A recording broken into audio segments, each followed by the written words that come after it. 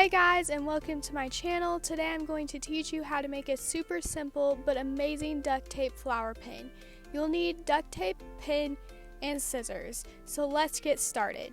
First things first, you need to cut out a piece of duct tape the length of your pin, wrap it around, and cut off any excess. To make a pointed petal, you're going to cut out a 2-inch piece and fold the corners in. To make a rounded petal, you're going to cut another 2-inch piece, fold the top over, and cut a curve. To assemble your flower, you're going to take your petals and just roll it around the top of the stem and continue until desired. Now on to the final step. You're going to cut a piece of tape and roll it around your petals to secure them. Thanks for watching, guys. I hope you enjoyed making these. Make sure to subscribe, like, and comment.